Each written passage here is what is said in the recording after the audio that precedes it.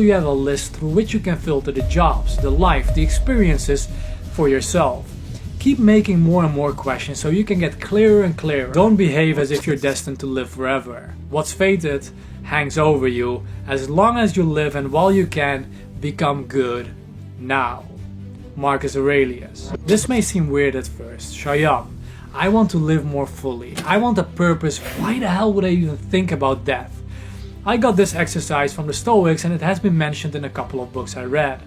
It never really hit me that hard until I faced death twice, and the second time was the most harshest of them. I've shared the full story in my productivity planner, which by the way is back in stock, so order yours before it gets sold out again. That event was a huge catalyst for my personal flourishing and one of the reasons why I started this YouTube channel. One of the things I love about Stoic philosophy is the idea called memento mori, meaning remember you are mortal. Many people are scared of death. Understandably so, it is an unknown, unexplored territory, but one thing is a given, and that is that death will someday visit us. Unlike what many people think, death doesn't make life pointless. In fact, by exploring it as much as you can, it creates and fuels your life. It adds urgency to our being. Imagine that death wouldn't exist. You could procrastinate as much as possible, and there would be no problem. Imagine there were no deadlines for a test or a work project. Not much would get done. The same is true for life. Death adds a spice of urgency to our existence. We all have a limited number of days on this planet. And if it suits you, here's how you can look at death. Every end is a new beginning. The death of your school years was the beginning of your college years. The death of your college period was the beginning of your work life. The death of your single years was the beginning or birth of your relationship. Every death accompanies a new life. That way of looking might not be correct, but it is a good lens to look through life. The same way I cherish having gone through multiple ego deaths, because those deaths were the birth of a new me. Death creates priority and gives you a new perspective. It shows you what truly matters and that which doesn't. Having said all of that, let's do the third exercise together. Guys, very important, there will be no video, just audio for this exercise, so close your eyes and take a deep breath in through your nose and breathe out through your mouth. Keep doing this during the exercise and imagine you are sitting in the passenger seat of your car, silently. Your wife is driving and she is visibly distressed and emotional. You see her weeping and she wipes off her tears.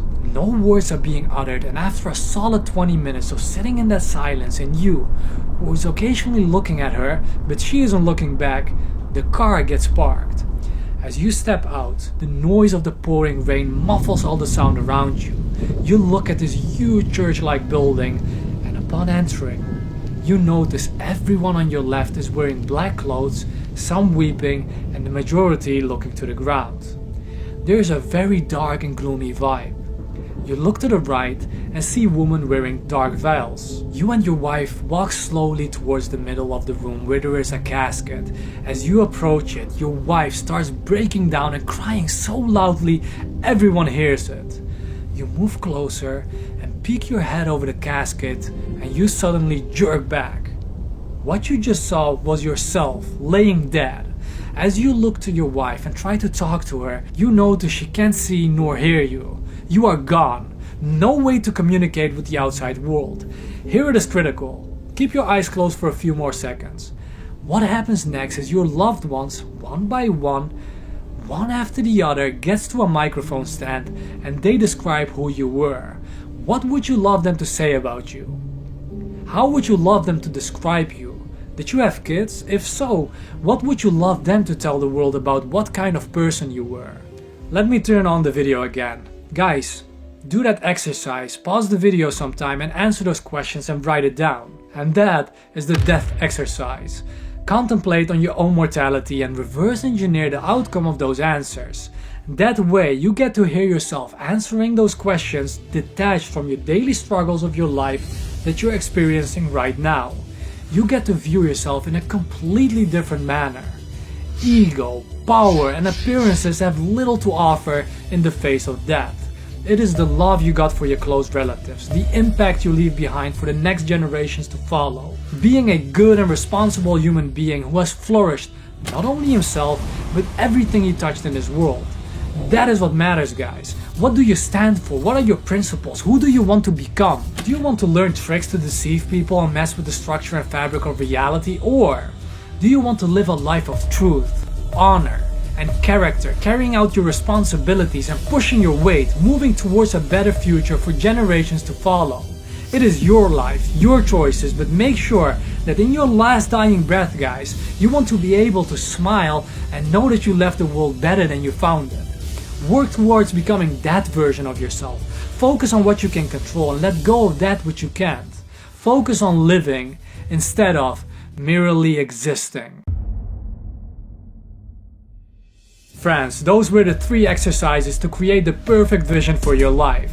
Another great thing I'd like to add is this. When choosing an occupation, dive into the life of someone living out that occupation. See how they live in more detail and decide whether you'd enjoy that or not. If you want to become a better writer, for example, look up what the process of writing is. Look up how authors write their books, what kind of time investment they make, what their struggles are and how they organize their day. Or if you want to become, let's say, a YouTuber, look at how they live, what their struggles are, and see if that's something you'd like. No matter the occupation, do that. In essence, look past the superficialities, look into it with more detail. So, to recap the 3 exercises. First, Cosmo and Wanda exercise. Second, the inversion exercise. And third, contemplate your death exercise. Be sure to check out this video. Also, this video for more effective goal setting. Friends, unleash the power of your phoenix. Booming success is here.